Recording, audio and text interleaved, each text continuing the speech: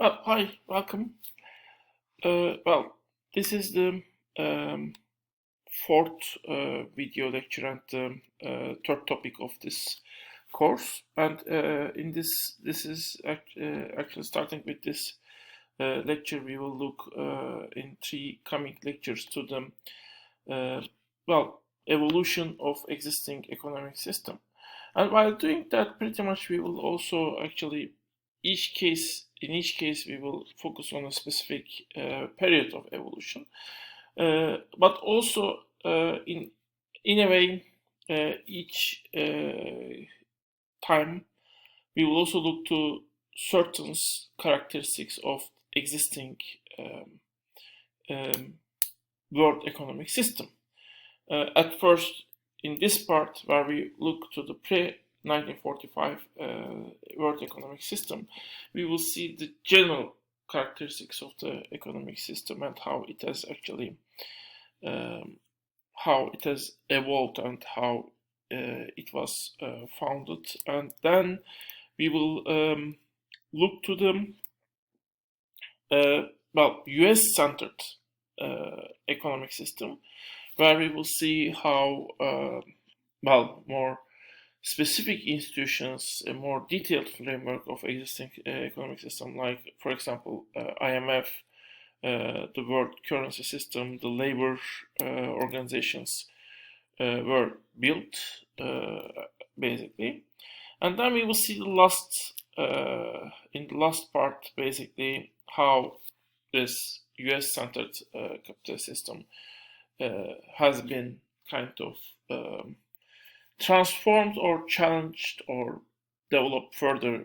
However, there are different interpretations what happened, but while that US centered economic system worked kind of well and it was to some extent stable from 50s, 60s, and to some extent up to the end of the 70s. After 80s, it started to something started to happen to it. It started to change, and that change can be named in different ways: transformation, or collapse, or development. Um, you might give different names to it. Anyway, let's start with the pre-1945 world economic system. And here we will start by, these definitions are basically made by Polanyi. Pre-capitalist economic system, the basic economic activities before capitalist system has started. When you go sufficiently back, when you look to the basic economics, and by the way, we will also see how economics itself evolved throughout these different eras, basically. And that would be another interesting aspect of the three successive lectures we will have. But anyway, the most basic social analysis usually, and sometimes economic analysis also, based on the idea that everyone was living alone and meeting all of their needs, or at least every household. In actual history, we see actually people mostly organized in clans, basically, which evolved to villages then. So a self-sufficient man and even self-sufficient family was more or less existing in human history, as much as we know the humans.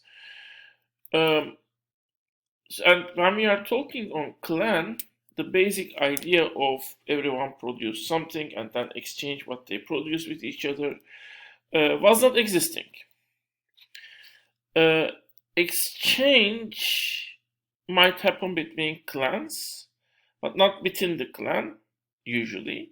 Usually, I mean, clan, at least the most important products were produced by whole clan, hunting and food production, and distributed within the clan, not necessarily equally. And when we are basically looking to the era where basically those clans have evolved to villages. In villages, and this is to some extent through all the way to the current era, the villages of today's world. To some extent, it is decreasing. Basically, all these activities are decreasing, but still those activities exist there. So the interaction between the people within the village, basically, done by three dominant economic activity, and exchange is usually not one of them. One of them is householding. I mean, when we are talking on villages, the household is much bigger. Families are much bigger. Now the clan is not anymore family, but we have households as family, and the brothers' children are in many cases living in the same house, and all of these people, sometimes 10, sometimes 20 people, they organize and they produce what they need. And I mean, at that time, the clothing, what you need, the food you need, the even houses you need to buy. Many things you need were produced in the house. Even healthcare you need were produced in the house. Certain items that were luxury items could be bought from the towns, of course, and to some extent also certain things like metals you need to take from the town. You cannot produce metals in them in the village inside of the household, but even if you buy certain things from the town, even the things you buy from the town, in today's villages, for example, you need to buy, of course, cars from the town, tractors from the town, but those things are repaired a lot, I mean, to last as long as possible. So this house production, and still to some extent, actually, this house production idea is going all the way today, and for example, my mother's generation still they are very reluctant to go to doctor. I mean, first you should try house remedies, basically, and for example, eating outside or buying prepared food and just heating them at microwave, things like that are very much opposed by the previous generations. I mean, it might not be that healthy. You might also say that. But basically, in the previous generation, the idea that certain jobs are obviously need to be done at home is more accepted as a norm. Of course, we might still argue that doing certain things, certain products in house might also be good for them. Today's families, of course, but today's families are also more small, and the amount of time they spend in the market to market work, to wage work, can be in some cases high. So it might be difficult for them to find some time to do certain work at home, for better or worse. And we might discuss whether it is better or worse. For example, one example, when I have gone to the United States, they told me in the United States, the fathers and children in 1950s, 60s, they were building the three houses together as father and son, or father and daughter sometimes. And that was actually also building the connection between the father and the children. But now there are pre-built tree houses you can buy from market and basically put on your tree. Is it good? Is it bad? I don't know. For example, again, the doll houses, the girls who basically put their dolls in. You can find in the museum actually the homemade doll houses made by the girls and their mothers themselves, and they have painted every small piece of and carved every small piece of that dollhouse. So are now pre-built doll houses you can buy from the toy shops better? Well, this can be discussed. But again, this house production, householding, is one of the producing things to consume inside of the household by all household members, which are usually in large numbers.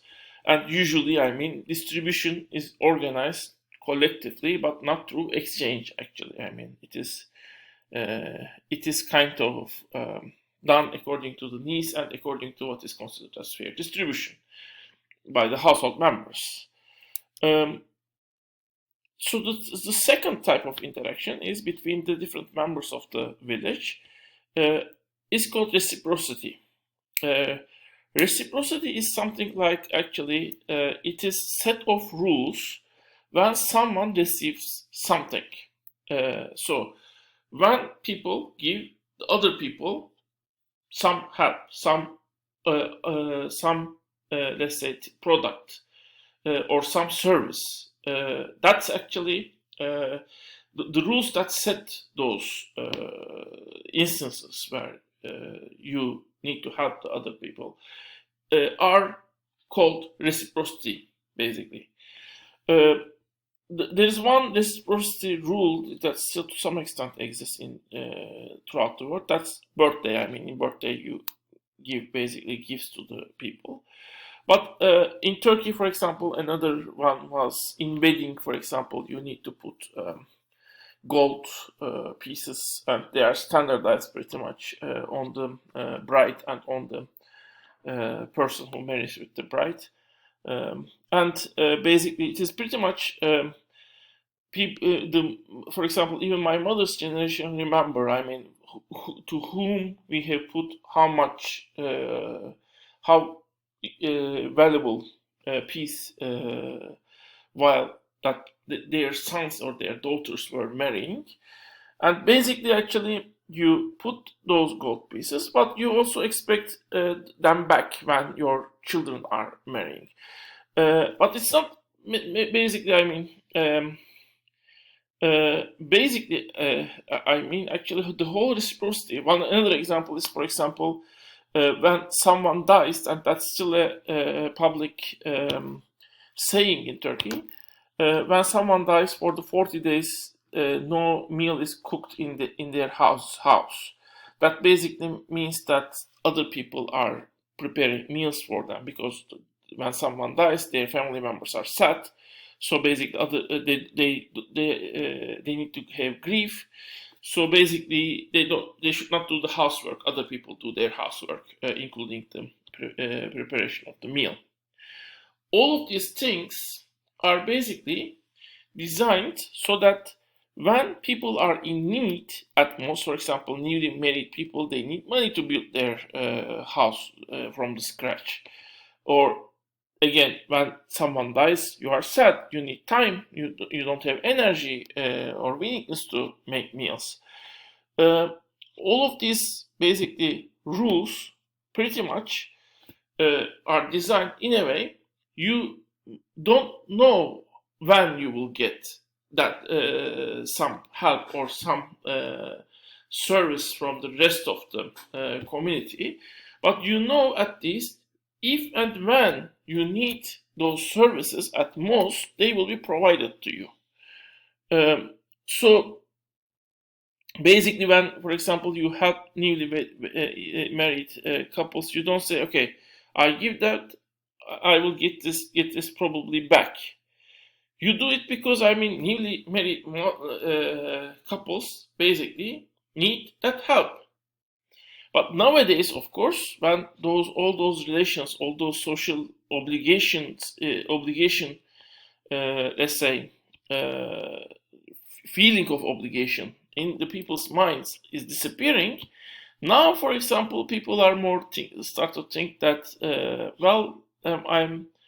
I'm let's say, giving those gold pieces to the newly married couples. What am I getting back? Some people are asking themselves.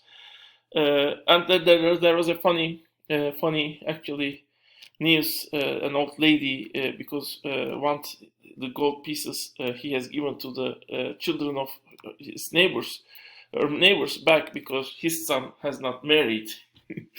So anyway, we will continue in the next part. See you in the next part.